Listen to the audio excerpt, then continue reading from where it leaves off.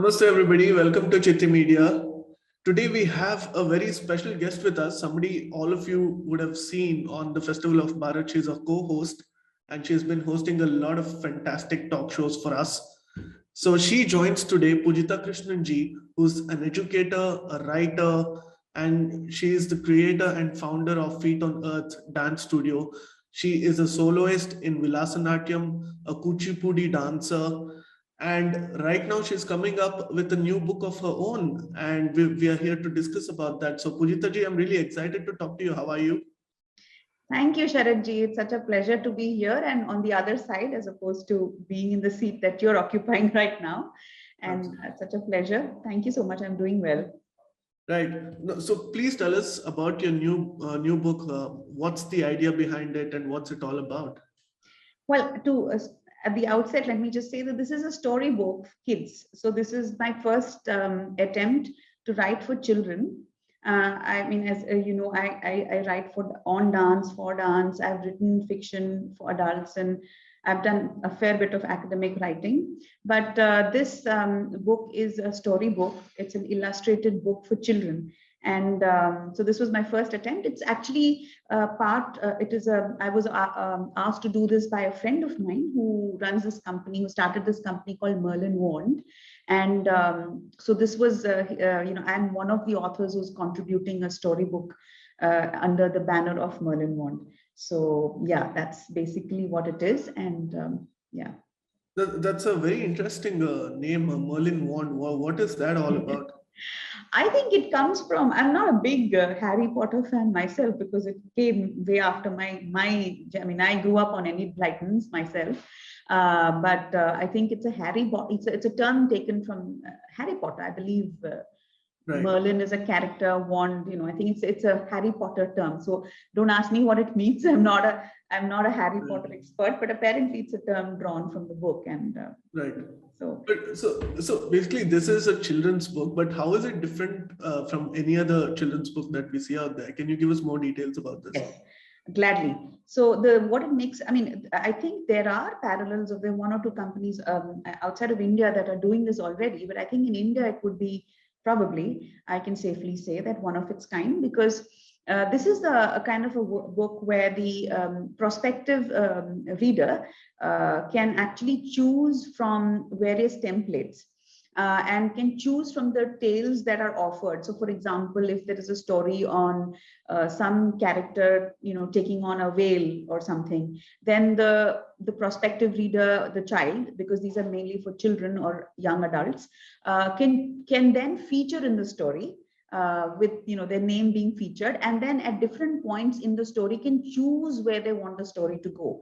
So there are different templates of the story offered to them. Like if there would be different critical points in the narrative where the story could go either way, and or in multiple ways, and then the prospective reader can decide, hey, I want this, I want the whale to take me on a journey around the world, and then the whale and I become friends, or I want me to sort of probably kill the whale or something. So so there are multiple critical points in the storyline where the reader can choose. So they're kind of part of that journey, part of the narrative, rather than leaving all the onus of storytelling to the story writer. But of course, the story writer's job is difficult because you have to create those templates for the prospective. So this is like that episode of Black Mirror where you can actually choose what happens next. Yes, you have control over where right. Where you want the story to go. Especially for children, because it broadens their creativity, their imagination, and sort of lets them take good choices, right? Like I've tried this on Bear Grylls show, and it's pretty much exhausting, especially with the way in which it's almost like a puzzle you're writing, right? Like more than a book. Yes, because it is a challenge for the writer, because you have to be able to create interesting points of points where the reader might want to have those choices. Creating those choices and writing in a manner that everything fits at the end of the day, right. So it was a bit challenging. Yes. Right. So what age group is this for, and what can you tell us more about the writing process and what you went Right. book is, I'd say this is for, uh, kids in the age group of say about 8 to about, I'd say maybe about 10, 11. And the process was, my friend Sudarshan, who started Merlin One. I mean, it is interesting because, it's an illustrated book. So you're also working with an illustrator. And as a writer, I cannot work independently and just create. It's like kind of like, how asterisks and obliques were probably written by Herge, or Tintin was probably written by, because you had one storyteller and you had the illustrator. It's a team. So it was pretty much like that, except that this is a kind of more of a, and this is going to come out as a hard copy. So it's not going to be digital either. It's going to be hard copy. Extremely interesting. Yeah, and so it's wonderful. And so we had to. I mean, I started. Sudarshan, who's the kind of boss who runs Merlin One, gave me some inputs on how he would want it. So when I started, the idea was mine. What the story was going to be was mine. But then, of course, what are the options I'm giving the readers? There I needed some help. So he stepped in and he said, perhaps you could do this, perhaps you could do, give them this option or that option, and you could write it in this way or that. So yes, that was important, because otherwise it would have been very difficult.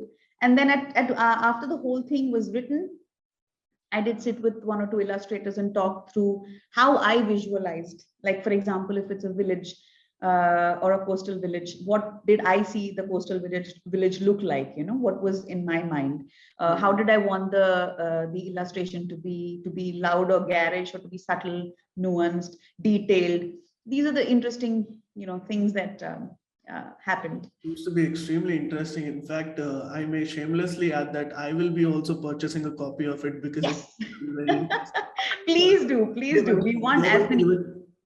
We're all a little 8 and 10-year-olds at heart, right? Yeah, absolutely, 100% spot on. So, Pujita ji, what other kind of writing have you done, and how is this different from your previous writing? Because you used to, or you still write for the Hindu on dance and different other topics. So, usually writers come from a particular genre. They identify their niche space, so to speak. But you are exploring different things, and that is something very courageous for somebody to do, especially in the literary world. Thank you. Yes, it is challenging, because I'm a dancer, and then I also teach in a school, and then trying to sort of balance all of this. It's a tightrope walk. It's not easy. But yes, as writing is concerned, I've done diverse kinds of writing over the years. So when you're writing for a paper, a newspaper or a daily, then obviously the approach is different. You have a word limit. You can't make the sentences. You don't have the creative license to kind of, your individual voice sort of gets a little bit curved, because you're writing for a wide ranging readership. But then, of course, writing a creative work, like something creative as a storybook for children, then that's like really pushing the envelope of creativity, because it's not just writing any creative works. Like, for example, I did a novella, fiction novella, which I wrote about a couple of years ago, which was for adults. Now that's a different process. But when you're writing for children, you really have to push those boundaries as far as creative is, because for the children, in a child's mind, there's no barrier really. There is, the imagination it runs amok. So you need to start thinking like a child. And that was challenging for me, because we become so stuck in our ways, and as we grow older, we become rigid, and we have our own idea of, hey, this is real, that is not real. So breaking that barrier was a bit challenging for me. Right. Pujita ji, obviously very good luck, and we wish you the best of success. I really hope that, and I'm confident that it'll be a bestseller. I do hope so too. And can you tell our viewers where they can find this book, where they can purchase it?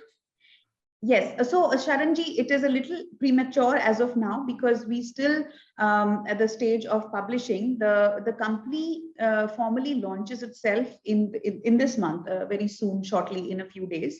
Once the company is launched, I'm sure we're going to come out in a big way on social media and other platforms, and we will be publicizing the books very soon. My book is slated to release slightly later in the year. We're going to start with one of the fewer other authors who are the panel, and then my book will come out perhaps in the month of November. But I would encourage everyone to go and just buy anything that comes out by Merlin. One for kids, for yourself. It could be a fun journey. You never know. Right. Absolutely. Wishing you the best of luck. And of course, we will be sharing your links as soon as it formally launches. Yes. Pujita ji, thank you so much for taking some time out today for joining us.